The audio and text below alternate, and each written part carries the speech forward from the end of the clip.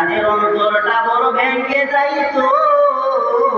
আমরা কি নবীর উম্মত হইলাম? আজ আজান হয়, ফজরের সময় ঘুমাইয়া থাকি, জোহরের সময় ব্যবসা নিয়ে ব্যস্ত থাকি, আসরের সময় খেলাধুলা নিয়ে ব্যস্ত থাকি, অথচ নামাজ পড়ি না। সাহাবায়ে কেরাম কেবল জামাত ছুটলেই তাদের অবস্থা খারাপ হয়ে যাইত। হযরত ইবনে উমর, আল্লাহর নবীর সাহাবী হযরত ইবনে উমর রাদিয়াল্লাহু তাআলা আনহু, একদিন তিনি ওনার একটা বাগান ছিল, ওনার বাগানটা তিনি দেখতে গিয়েছিলেন। ওনার বাগানটা যখন উনি দেখতে গেলেন, বাগানটা দেখতে গিয়া আবার যখন তিনি ফিরে আসলেন, ফিরে আসিয়া দেখেন আসরের জামাত ছুটে গিয়েছে।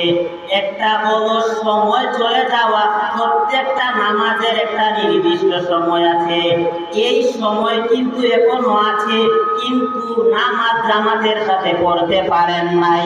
ইবনে উমর যখন তিনি বাগানটা পরিদর্শন করিয়া আসলেন, আসিয়া যখন দেখলেন আসরের নামাজ জামাতের সাথে আর পাইতেছেন না, সাথে সাথে উনি উনার বাগানটা আল্লাহর রাস্তায় সদকা করে দিলেন।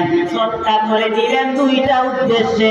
এক নাম্বার উদ্দেশ্য হলো এমন বাগান আমি উমরের দরকার নাই, এই বাগান দেখতে গিয়া নামাজ ছুটে যায়, এমন বাগান আমি উমরের দরকার নাই। এই উদ্দেশ্যে তিনি তিনার বাগানটা সদকা করে দিলেন।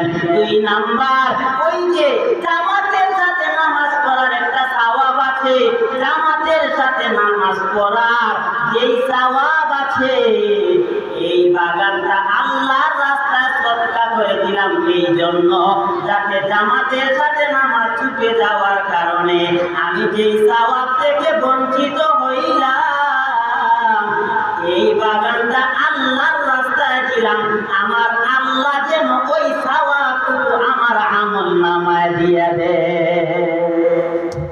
যারা আছে সবাই জুড়ে বলে একবার সুবহানাল্লাহ। বাচ্চারা তো জুড়ে জুড়ে চিল্লাইতে পারে, সুবহানাল্লাহ জুড়ে বলতে পারে, জুড়ে বলে একবার সুবহানাল্লাহ। হ্যাঁ, এরকম আওয়াজ হবে, পারবো না ইনশাআল্লাহ। ভাইয়েরা আমার, তাহলে বলছিলাম নবীর একটা হাদিস ওই যথেষ্ট। কোন হাদিস? নবী বলেন মিফতাহুল জান্নাতিস সালাহ, নামাজ হচ্ছে জান্নাতের চাবি, তারপরেও তুমি নামাজ পড়ো না, একটা হাদিস হইতো বেনামাজিদের জন্য যথেষ্ট। এই নামাজ সর্বপ্রথম তো আমার আল্লাহ, সর্বপ্রথম তো আমার আল্লাহ পাঁচ ওয়াক্ত দেন নাই। আমার আল্লাহ আমার মায়ার নবী পয়গম্বর আরবি হাবিবে রাসূলকে আমার আল্লাহ একান্ত সান্নিধ্যের মধ্যে নিয়ে গেলেন। একান্ত সান্নিধ্যে নিয়া আল্লাহর নবীকে 50 ওয়াক্ত নামাজ হাদিয়া দিলেন। 50 ওয়াক্ত নামাজ দিয়া যখন মায়ার নবী দুনিয়ার মধ্যে আসবেন, প্রতিমধ্যে দেখা হয়ে যায় মুসা পয়গম্বরের সাথে। মুসা নবীর সাথে যখন দেখা হয়, মুসা নবী বললেন, আপনি আল্লাহর সাথে সাক্ষাৎ করলেন, আপনার হাবিবের সাথে সাক্ষাৎ করলেন, আপনার হাবিব আপনাকে আপনার উম্মতের জন্য কি হাদিয়া দিলেন? নবী বলেন, আমার আল্লাহ আমাকে 50 ওয়াক্ত নামাজ হাদিয়া দিয়েছেন। মুসা নবী বলেন, উম্মতেরা ব্যবসা নিয়ে ব্যস্ত থাকবে, উম্মতেরা কৃষিকর্ম নিয়ে ব্যস্ত থাকবে, উম্মতেরা দুনিয়ার বিভিন্ন কাজে ব্যস্ত থাকবে, 50 ওয়াক্ত নামাজ পড়তে পারবে না। আপনি একটু আল্লাহর কাছে যাও, আল্লাহ যেন 50 ওয়াক্ত থেকে কিছুটা রুখসত করেন, কিছুটা যাতে আমার আল্লাহ কমিয়ে দেন। আমার মায়ার নবী সাথে সাথে আল্লাহর কাছে চলে গেলেন। আল্লাহর কাছে যাওয়ার পরে আমার আল্লাহ 5 ওয়াক্ত কমিয়ে 45 ওয়াক্ত নামাজ ফরজ করে দিলেন। আবার আমার মায়ার নবী চলে আসবেন, আবার মুসা নবীর সাথে সাক্ষাৎ হয়ে যায়। মুসা নবী আবার বলেন, ও আখির জামানার নবী, আপনি আবারও আল্লাহর কাছে চলে যান, আল্লাহ যেন আপনাকে আরো একটু নুসরত করেন। মায়ার নবী আবারও আল্লাহর কাছে চলে গেলেন। আল্লাহর কাছে যাওয়ার পরে আল্লাহ রাব্বুল আলামিন আর 5 ওয়াক্ত কমিয়ে দিলেন, 40 ওয়াক্ত ফরজ হয়ে গেল। আবার আমার মায়ার নবী চলে আসবেন, আবার মুসা নবীর সাথে সাক্ষাৎ হয়ে যায়। মুসা নবী আবার পাঠাইয়া দেয়, একবার নয় দুইবার নয়, মুসা নবী 9 বার আল্লাহর কাছে পাঠান। আমার আল্লাহ 9 বার 5 ওয়াক্ত করে করে করে করে 5 নং 45 ওয়াক্ত নামাজ কমাইয়া দিলেন। এরপরে আবার মুসা নবীর সাথে সাক্ষাৎ হয়। মুসা নবী আবার বলেন, আবার আল্লাহর কাছে যাও, আল্লাহর কাছে গিয়া আল্লাহকে বলো আল্লাহ যেন আরো একটু রুখসত করে দেন। এবার নবী বলেন, আমার লজ্জা হয়, আমার আল্লাহর কাছে আর যাইতে লজ্জা হয়, আমি আর আল্লাহর কাছে যেতে পারবো না। আমার আল্লাহ সাথে সাথে জানাইয়া দিলেন, ও নবী আমার, আপনার আসতে বড় লজ্জা হয়, আমি আল্লাহ আপনাকে জানাইয়া দিলাম। ও আমার হাবিব, ও আমার বন্ধু, ভালো করে শুনিয়া নাও, তুমি যদি আসো আমি আল্লাহ তোমাকে আর কমিয়ে দিব না, তবে একটা সুসংবাদ আমি আল্লাহর কাছ থেকে নিয়ে যাও।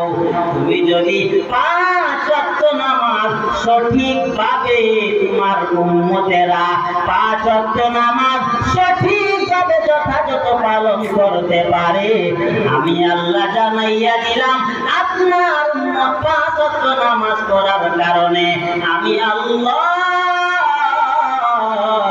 আপনার উম্মতকে 5 ওয়াক্ত পড়ার কারণে 50 ওয়াক্ত নামাজের সওয়াব আপনার উম্মতের আমল নামায় দিয়ে দিব।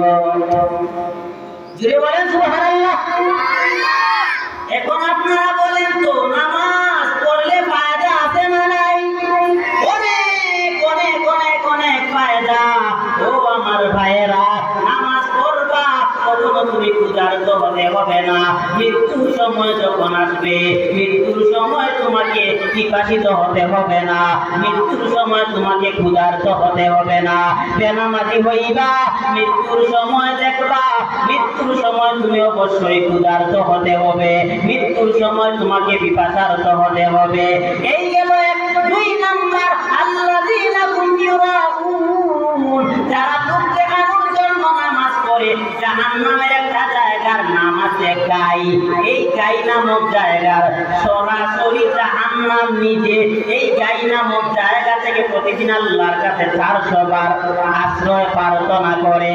এই গাই নামক জায়গার মধ্যে নবী বলেন, যারা লোক দেখানোর জন্য নামাজ পড়ে তাদেরকে ওই গাই নামক জাহান্নামের মধ্যে ফেলে দেওয়া হবে, গাই নামক কূপের মধ্যে ফেলে দেওয়া হবে। এখন চিন্তা করো, লোক দেখানো নামাজের কত ভয়ানক ভয়ানক পরিণতি। এজন্য লোক দেখানো নামাজ পড়া যাবে না। আমাদের সমাজের মধ্যে এমন কিছু লোক দেখা যায়, যখন মানুষের সামনে নামাজ পড়ে 2 রাকাত নামাজ পড়তে 4 মিনিট 5 মিনিট সময় লাগাইয়া দেয়, কিন্তু একা একা যখন নিজের ঘরের মধ্যে নামাজ পড়ে 2 মিনিটে 2 রাকাতের নামাজ 1 মিনিটে আদায় করে নেয়। এই যে মানুষের সামনে 2 রাকাত নামাজে তুমি 4 মিনিট লাগাইলা, এটা তো তুমি লোক দেখানো নামাজ পড়লা। অন্যথায় ঘরের মধ্যে 1 মিনিটে 2 রাকাত শেষ, আবার মানুষের সামনে 2 রাকাত নামাজ পড়তে 4 মিনিট লাগাও, এটাকে বলে লোক দেখানো নামাজ। আবার কিছু মানুষ আছে যারা সপ্তাহ নামাজে যায় না, শুক্রবারে মসজিদে যাবে, মসজিদে গিয়া ছোট ছোট বাচ্চাদেরকে ধমক দেয়, ছোট ছোট বাচ্চাদেরকে ধমকাইয়া একদম সকলের পিছনে পাঠায়। তখন সে বুঝাইতে চায় আমি অমুক মুসল্লি আজকে নামাজের মধ্যে আসলাম, এটা সবাইকে সে বুঝাইতে চায়, সবাইকে মেসেজ দিতে চায়।